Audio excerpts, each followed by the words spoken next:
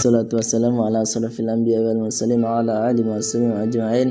Allahumma salli wa tamamni sallallahu alaihi wasallam farij an ma tamamni sallallahu alaihi wasallam warham ma tamamni sallallahu alaihi wasallam wansur wahfaz wa inna ratawat nabiyakum Muhammadin sallallahu alaihi wasallam.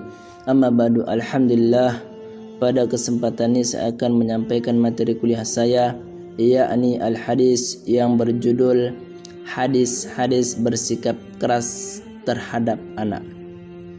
Yang pertama, hadis tentang bersikap keras terhadap anak.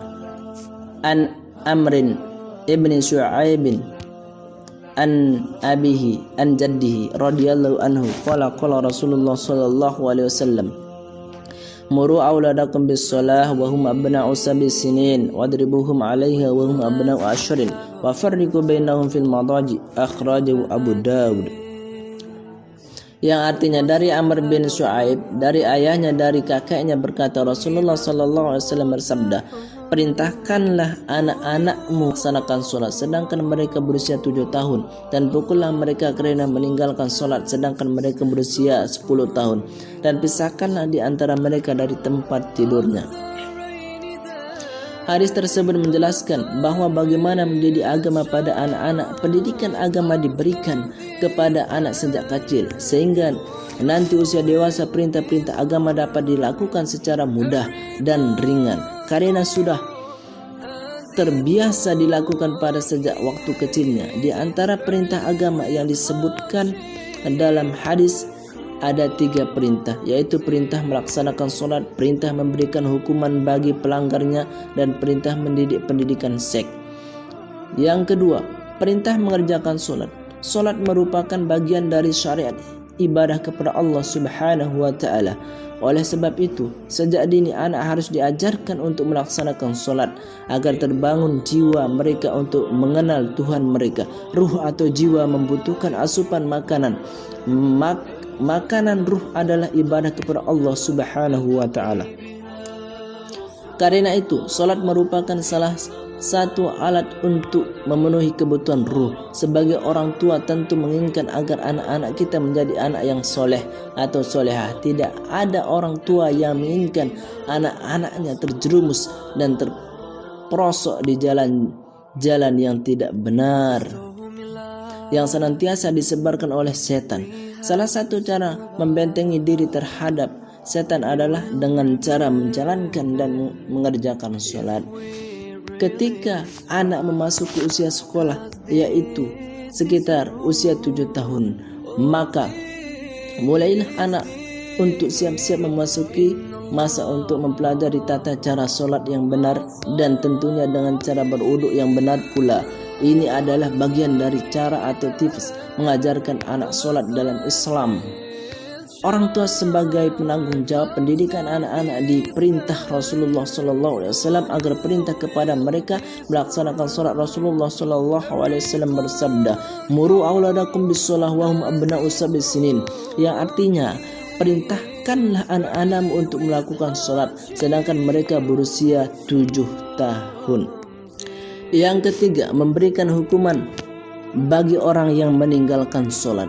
Perintah sholat secara tegas dimulai ketika berusia 7 tahun dan berlanjut dan meningkat sampai dengan usia 9 dan 10 tahun. Jika pada usia 10 tahun ini seorang anak tidak mau melaksanakan perintah sholat, maka orang tua diperintahkan memukul sebagai lanjutan hadis di atas. Wadribuhum 'alaiha wa hum abna'u 'ashrin, yang artinya pukullah mereka karena meninggalkan sholat sedangkan mereka berusia 10 tahun. Hadis ini perintah untuk memberikan hukuman bagi anak yang membangkang perintah atau melanggar larangan. Pukullah di sini maknanya adalah hukuman yang sesuai dengan kondisi atau sikap tak suka, sikap marah dan lain-lain. Atau diartikan pukulan pada fisik jika diperlukan, yang pada prinsipnya anak bisa mengubah dirinya menjadi lebih baik sesuai dengan perintah atau larangan. Kalau diartikan pukulan fisik adalah pukulan yang tidak berbahaya tetapi bisa mengubah sikap anak menjadi lebih baik. Hukuman pukul diberi anak ketika berumur 10 tahun karena pada usia ini seorang anak pada umumnya sudah mampu tahan pukulan asal jangan di muka. Yang keempat, pendidikan seks. Hadis berikutnya, pendidikan seks ketika berumur 10 tahun, sebagaimana sabda Rasulullah sallallahu alaihi wasallam, wa farriqu bainakum fil madaji', yang artinya, dan pisahkanlah di antara mereka dari tempat tidurnya. Perintah ini untuk memerintahkan tempat tidur antara mereka dimaksudkan menghindari fitnah seks di tempat tidurnya. Karena usia 10 tahun ini usia menjelang balik atau menjelang usia remaja. Perkembangan seksnya mengalami perkembangan sebagaimana perkembangan jasmani, rohani dan nafsaninya.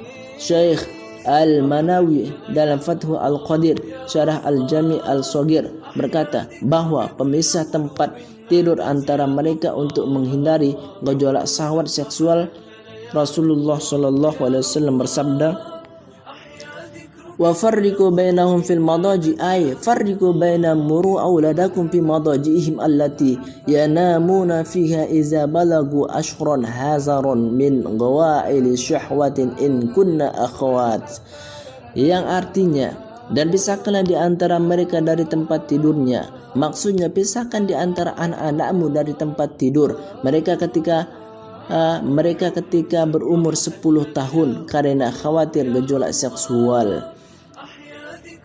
Yang kelima, pelajaran yang dapat diambil dari hadis tersebut. Pelajaran yang dapat diambil dari hadis tersebut ada 4. Yang pertama, kewajiban orang tua perintah sholat kepada anak-anaknya dan kewajiban mengajarkan ilmu-ilmu berkaitan dengan kewajiban sholat. Yang kedua, pendidikan secara tegas dalam masalah kewajiban dan perlunya hukuman dan hadiah dalam mendidik anak untuk memberikan motivasi belajar. Yang ketiga, menjaga perkembangan anak dari hal-hal yang menimbulkan fitnah, terutama pada saat peralihan remaja atau masa pubertas. Yang keempat, perlunya pendidikan seks bagi anak sejak berumur 10 tahun menjelang masa pubertas dan usia mukallaf. Sekian, hanya ini yang dapat saya sampaikan, kurang lebih mohon maaf. Wallahul muwaffiq wal hadi ila sabil rasyad. Assalamualaikum warahmatullahi wabarakatuh.